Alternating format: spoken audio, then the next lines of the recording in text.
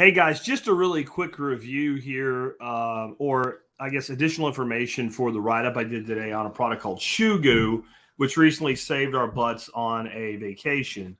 Um, I write up in my write up. I talked about how boots are just not made the way they used to be. You can look at the soles on these. I've had these a long time, but and I love them. The Gander Mountain makes an overall decent product, waterproof. Yeah, until this happens, and we'll talk about that in a second.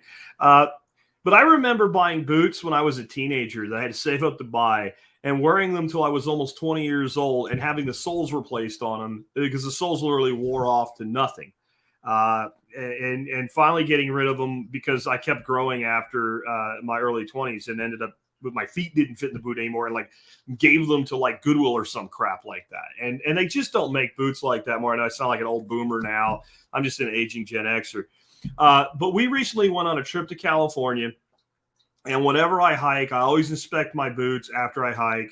These guys had a few little separations I probably should have jumped on, but we went out on a hike a couple days after we got into California, pretty intense one, and I got home at night and I inspected my boots, and they were completely coming apart. Right here, where I'm pointing right now, I was able to pull the sole down and see halfway to the other side. And the heel was even worse. It was in danger of catastrophic complete failure, where now you're walking through the woods and you're going flat, flat, flat, flat. And that's actually dangerous. It's not just inconvenient and annoying when the boot loses structural integrity and you're hiking in rugged terrain, even if you're, let's say, a mile from a trailhead. If you get hurt and you can't walk, it is a major deal, and you're waiting a long time for somebody to come get you. A lot of people think search and rescue, like they just deploy helicopters and rope in. Like even a minor, movement limiting injury, relatively close to civilization, you might be sitting there for several hours to a day just to get the hell out. And if you really turn an ankle bad or really hurt yourself bad, you're kind of stuck unless you're in an absolute life-threatening situation with the push on. You're better off sitting still because you could further exasperate your injury or get hurt even worse or go down a cliff or what have you. So it's something you want to fix. Now, the other thing was we were in California specifically because my wife has had on her bucket list, I want to see the redwoods, the ancient redwoods, like the 1,000-year-old trees. And we had the hike scheduled, a day later, 2 days later from when I found this damage. So I always keep Shoe Goo around, did a Shoe Goo repair, and that's, a $7 tube of goo saved the entire point of a very expensive, and I mean multi-$1,000 vacation, was to do those type of hikes. So it's really a great prepper item. You read my write-up for other things. But what I wanted to do here was show you what these repairs look like when you kind of do them the way I do, which is this is a pair of hunting and hiking boots. I don't give a shit about how they look. So all I did was spooge the goo, right, all up under there. And as much as I could get under there, pressed it together, held it down. I actually used the boot lace to tie the front of the boot so that it would stay until it cured. And then the back, our Vibro host actually had some workout equipment, including some dumbbells. So I put a heavy dumbbell in the boot to hold it down.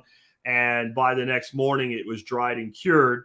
And I want to show you how good this stuff works. Like if I pull here, and I'm telling you, I could have, when this was damaged, I could have ripped the heel off this boot all the way, peeled it down, and destroyed it. I can pull with, oh my God. And it is not going anywhere. There was the beginning of failure before that catastrophic failure, and I could feel the stability in the boots. That's a big part of why I remembered to inspect them that night. And as soon as I did this, the stability was back in the boots. The other boot had some issues too. Since I was at it, I went ahead and did it. And the reason I want to point that out is when you buy this stuff, you can just get a tube and you can be all artsy-fartsy if you want to repair a shoe, or you can just do it like I did. All I do is tear a piece of the cardboard off the packaging and use it to kind of work in and smooth out the goo. A few days in, it doesn't really show up real high, but you can see where it's kind of shiny. But if you were repairing a pair of shoes that you cared about the appearance of, well, then they actually make a little kit where you have some nozzles where you can inject it at a finer level. They have some little like spatula tools and all you can work with. I don't really see much need for that, but I can see a person repairing a really great pair of shoes. That would be an issue.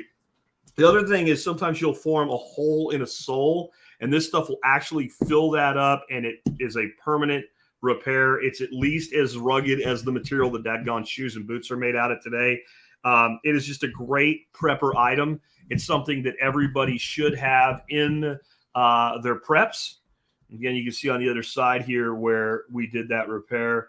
And I even heard from guys that are like skateboarder type guys and stuff that they actually put it on their shoes, like coat their shoes with it, because it keeps their shoes from getting shredded up by skateboards. I don't know really much about that. I was kind of a BMX bike guy in the 80s when I was a kid. Never really got heavily into skating, but I guess that would actually be a benefit.